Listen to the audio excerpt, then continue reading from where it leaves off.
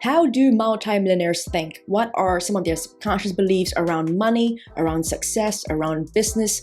Over the last 2 weeks, I've had the opportunity to sit down and chat with a couple of multi-millionaires and experts in the fields of business, mindset, and subconscious beliefs. And I wanted to share what I've learned from 5 of these multi-millionaires as I asked them questions that they don't normally receive. So questions around their mindset, around what they believe about themselves, what they believe that they can achieve. Because very often, we always wonder what they did in terms of marketing strategies or business tactics to get to their success. But here's the thing, even if you were to copy their exact marketing strategy and business tactics and the way they do their business, it sometimes might be hard to replicate exactly their success, because what most entrepreneurs don't realize is the importance of mindset and what the mindset and subconscious beliefs of a successful entrepreneur and what they might have might differ greatly from an entrepreneur who is just starting out or is struggling to find success. And so I got these 5 multimillionaires to sit down and share with me what are 5 of their most important mindset shifts and beliefs that they have around what they have achieved, and also what have been some of the struggles and core wounds that they've had to work through as they continue to grow their business to the next level. Now, these are 1-minute teaser videos that I've extracted out from the full presentation that you can go check out and watch for free by signing up for my free online conference, Elevate Your Success Summit, that is happening from August 23rd to August 25th.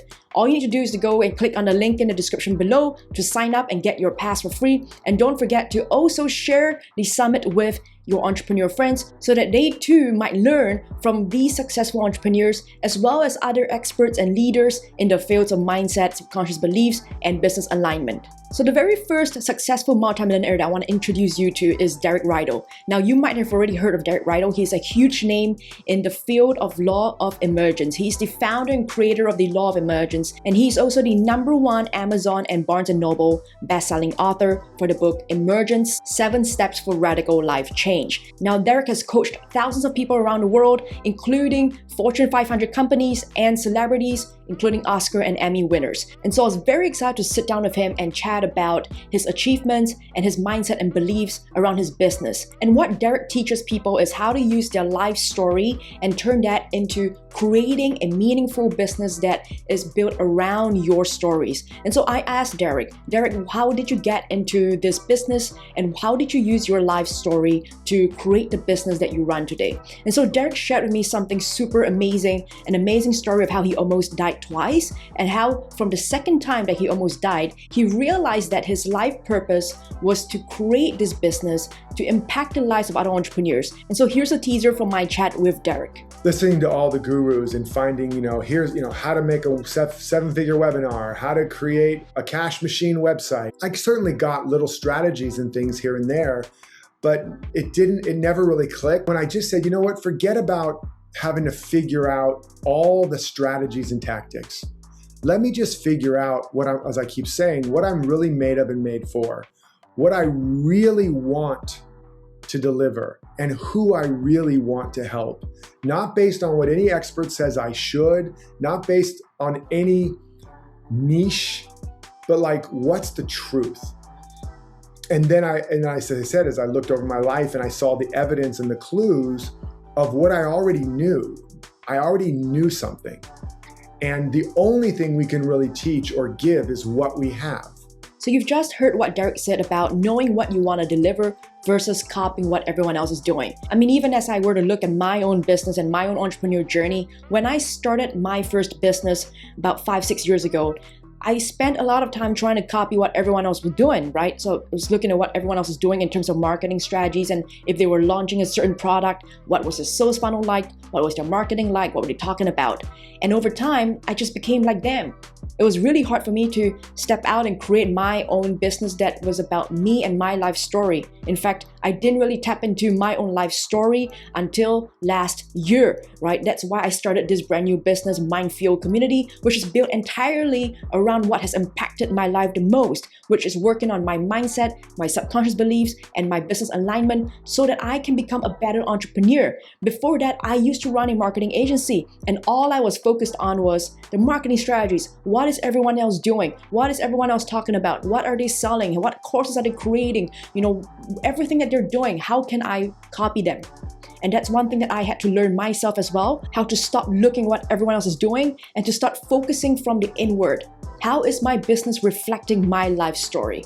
Now, the second multimillionaire that I want to introduce you to is Natalie Ledwell. I was super excited to chat with Natalie Ledwell because she's the co-founder of Mind Movies. Now, Mind Movie is a company that helps you to create your vision board digitally. So they help you to turn your vision boards into movies. So think of it as a movie board. And when Natalie started her business, what is now today a multi-million business, when she started her business with a co-founder, it wasn't an easy ride. So in the early days, they had to go through long periods of going to debt, PayPal not releasing the sales that they made, and they had to go through a lot of things to get to where they are today. And so through all that success, I really wanted to understand, how did Natalie Ledwell create this multi-million-dollar business? And so I asked her, Natalie, what were some of the subconscious beliefs that held you back for a while as you were growing your business? And what did you do to address that subconscious beliefs and the things that were holding you back? And this is what she had to say. So my deepest core wound is abandonment.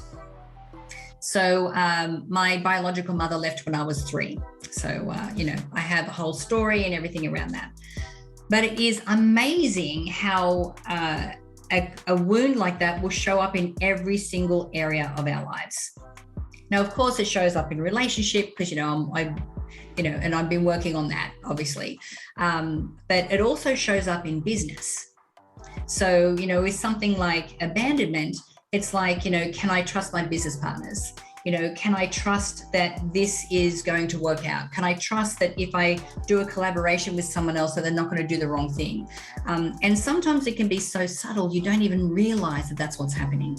And so you just heard Natalie talked about a childhood wound that she had to go through and that she had to overcome. Now ask yourself, is there a childhood wound that is appearing in your life and in your business, whether consciously or subconsciously? So that could be exactly as what Natalie talked about, which is the fear of abandonment. So the feeling that you might be betrayed, you cannot trust your partners, you cannot trust your business partners, you cannot trust your clients, you cannot trust your suppliers, or whether that's a childhood wound around feeling not good enough. So you're never good enough, what you're doing is not good enough, you'll never achieve it. Because in my instance, that is the childhood wound that I've been carrying around. The feeling I'm not being good enough, that whatever I'm doing is not good enough. When a launch doesn't go as well as I thought it would, it's because I'm not good enough. So that is a story that I used to carry around with me all the time. Even as I started to become an entrepreneur, I would always look from my lens of a childhood wound that I would carry, which is I am not good enough.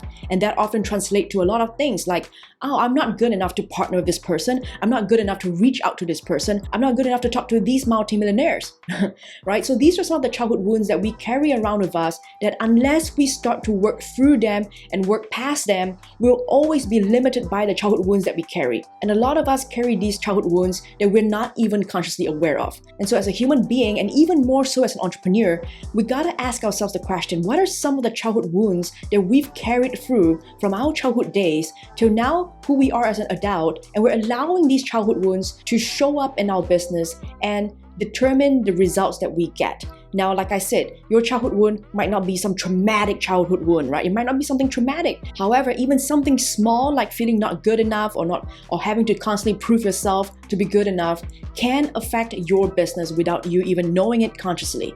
Now, the third multimillionaire that I want to introduce you to is David Hans Barker. David Hans Barker is an 8-figure entrepreneur who was a monk who then became an entrepreneur. He's now the founder of YogiLab, as well as the founder of The Istana, which is a biohacking and meditation center in Bali. He's also the co-founder of an education company. So I love David's story. David grew up poor. He grew up poor in the UK, and today he's an 8-figure entrepreneur. And so I sat down with David and I asked him how he makes his decisions as an entrepreneur these days. I asked David, how would you know if an entrepreneur has worked on himself or herself? And here's what he has to say. The victim mindset expressed through entrepreneurship would be someone attempting to justify themselves and prove themselves right. It's people walking into a creative conversation even and just wanting to be right.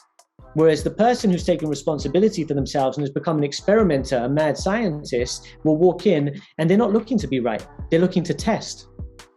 So we can say, okay, what's this idea? What happens if we test that in the world and we get some results from it? Then what happens if we test that against this one? And there's no attachment to being right, because what does being right get you? It gets me to say, I'm right. I'm so clever. Great. What more does it get me than that? Whereas being wrong is actually the asset, because being wrong shows you an aspect of the world that you didn't understand before. So it gives you new information. By its very nature, being wrong cannot help but teach you something new, because it shows you something you didn't understand and it gives you an opportunity to integrate it. So I want you to ask yourself and really contemplate on this. Do you have a victim mentality when things don't go your way in your business, or when someone disagrees with you? So even for myself, as I was chatting with David, I started to contemplate on even my own journey as an entrepreneur and my own journey as a human being. Am I showing up in any parts of my business and in my life right now where I'm taking on the victim mentality? So taking on the poor me, no, I'm right, you're wrong, it's me, like my decision and my thinking is right, you're wrong. This happened to me because of you, because of them, not because of what I did. So that's one thing that I had to think about as well and contemplate. And as I did that, I did realize that early on in my days, before I started really focusing on my inner work, was that I often took criticisms really badly. Like I would take criticisms or feedback from my friends or from my coaches or from other people that I don't really know. I would take the criticism as though as it was something that they were attacking me for, right? So I took criticisms really bad. And that is the victim mentality that David's talking about. Can you actually take criticisms? Can you take people giving you feedback? Can you take people giving you an alternate view to whatever that you believe in? And so that is something that you want to think about as well as you contemplate on whether you have done an inner work or do you still need to do more inner work around the victim mentality. Now, the fourth person I want to introduce you to is Crum III. Now, JV became a self-made millionaire at the age of 25, and today he is a serial entrepreneur. He's the host of the podcast Conscious Millionaire, and I wanted to really understand, how did JV build his business? What habits did he have? What does he believe that a successful entrepreneur need to have in order to create a successful business? And so I said, hey JV, what are some habits that successful entrepreneurs need to have? And here's what he has to say. I developed this formula for creating wealth, any level of wealth, and it's conscious, focused action. So the first 3 steps of that are my first 3 top habits I teach anybody. So what's conscious is you've got to wake up every day and you've got to become aware of what's going on. And there's so many layers to that, but that's a habit that you're looking at life and you're going, okay, what's the industry doing? What does my client want? What's working? What's not working? How am I thinking? And so it's awareness is the first step. And that's actually a habit, because habits, we tend to think of habits as just being a behavior, but habits have a thought, they have an emotion, and they have a behavioral component. So ask yourself, what are some habits that you have in your business? Are these habits that are helping you grow your business, or are these habits that are holding you back from scaling your business? So if you want to learn more about habits, definitely go check out this video or go check out my presentation all about creating successful habits at Elevate Your Success Summit, which is totally free. Go get your free pass. Click on the link in the description below. And the 5th multi-millionaire that I want to introduce you to is Matt Sweetwood, who is the CEO and founder of Insurious and Luxnow. Now, one of the things that Matt has done is to grow a company in the competitive electronic industry from $1 million to $100 million. Now, one of the things that Matt has been focusing on recently is all about happiness. You know, being an entrepreneur and being happy as an entrepreneur, as a successful entrepreneur. And so when I sat down with Matt, I wanted to dive deeper into what it means to be happy as an entrepreneur. You might have heard stories of how successful entrepreneurs and millionaires are so successful financially, but in terms of internal happiness, they're not there. So they're unhappy, they are sad, they are angry, they feel lonely. So I wanted to ask Matt, based on all this research around happiness, what exactly is happiness and what leads to happiness? Does earning more money lead to happiness or more happiness? Does having more success in our business lead to more happiness? And here's what he has to say. So, for example, things that have no correlation to happiness. This is a no correlation. You have age. Believe it or not, you can be old or young and be happy. Gender, right? I think that's relevant in today's, the gender you call yourself or what you identify with, whatever you want to say it, actually doesn't relate to happiness. Education doesn't relate to happiness. Doesn't at all. You could be PhD like moi, or you could be whatever. It doesn't matter. It doesn't, if it could, believe me, I had my PhD and was pretty miserable, okay? So I can verify that one. Here's the one that surprises everyone. Income level actually has almost no correlation to happiness. And so what I want you to think about is, What do you believe will help you to get more happiness? Do you believe that when you have more business success or a certain amount of money, you will start to feel more happy? Or can you actually already start feeling happy from within right now? So here's the thing that I often teach my clients and share with other entrepreneurs. You gotta start feeling happy from wherever you are right now. Whatever stage you are right now, however much money you have right now, the happiness has to come from within, not from the external factors like how much you earn or how much money you have right now in your bank or how many houses you have or how many cars you have. Because even if you have those things that you eventually create in your life, they might not bring you happiness. And one of the things that you can start to build happiness in your business and in your life right now is to perhaps create a gratitude journal. I write down in my gratitude journal about how grateful I am for all the things that happened today, or all the things that I received today in my business, for all the clients that I have, for all the sales that I have, for all the people consuming my content. All these things help me to create gratefulness and gratitude towards my life and my happiness, so that even as I start to grow my business further and I start to have more money and more things, those are the external factors that do not affect or diminish or maximize my happiness. I mean, it's nice to have those things, don't get me wrong,